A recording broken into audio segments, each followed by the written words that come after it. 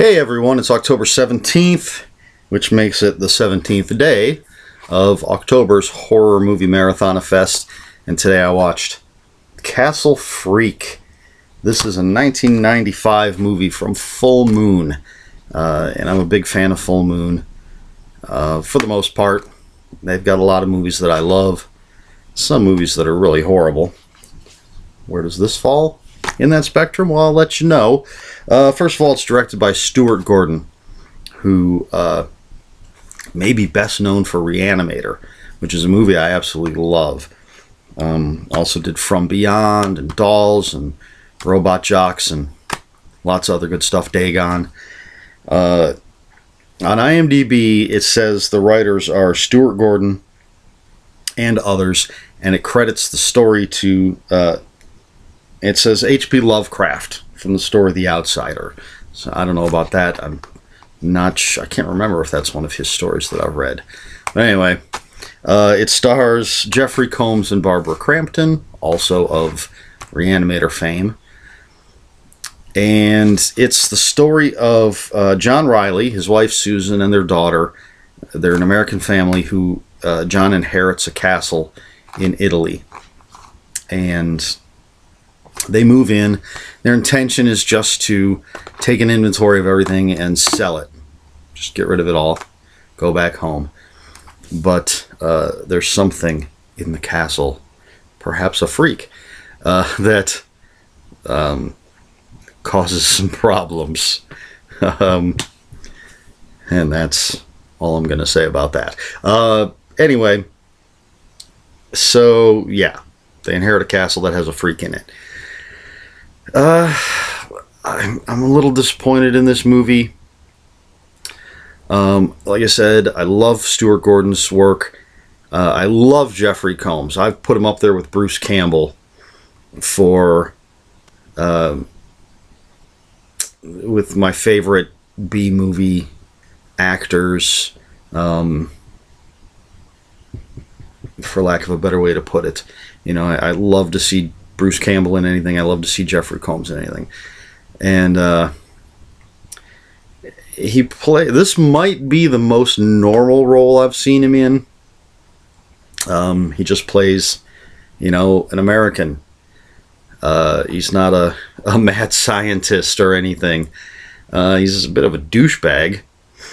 And I always like Barbara Crampton. Now, the performances are fine.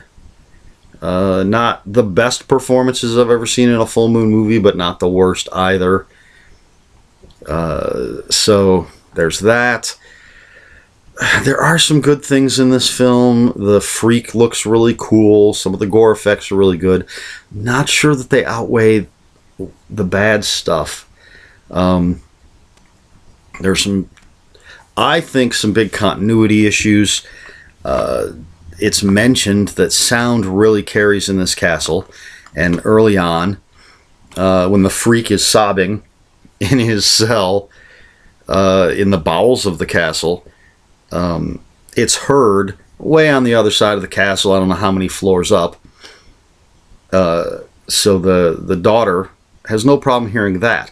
Yet later in the film, when people start getting killed and they're screaming, nobody hears anything.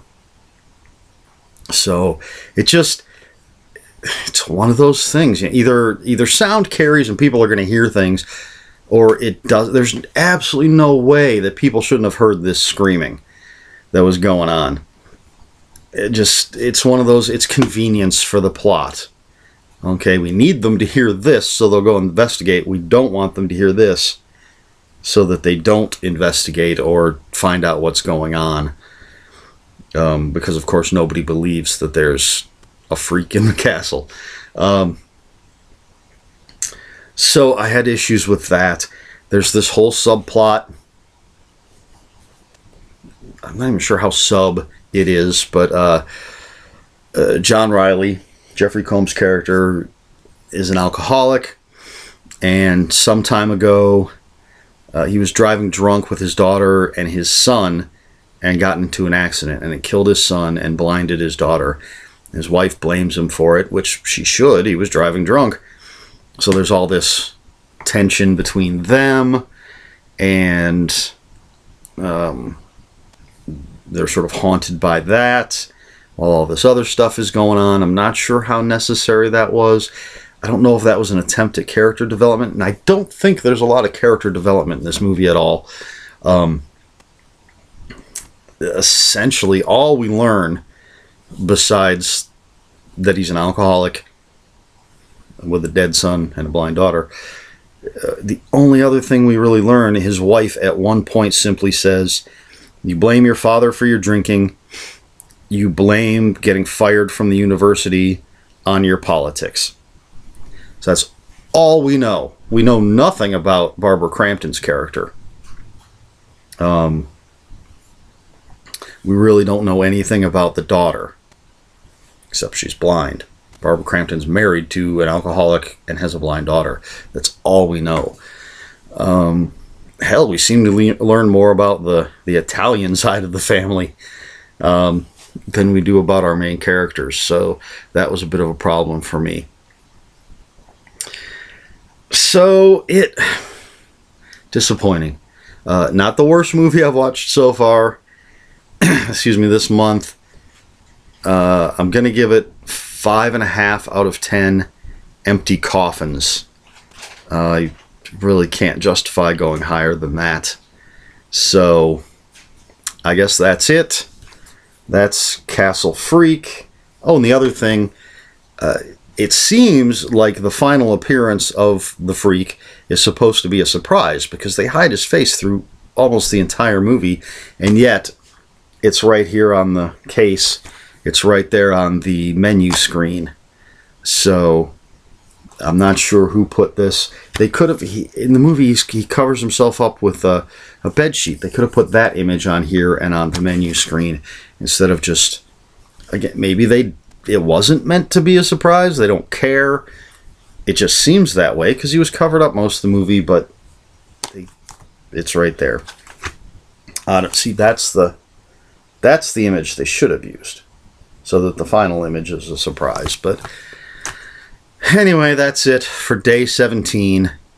A little disappointed in this one. Hopefully tomorrow's will be better. We will see. And so I will see you next time.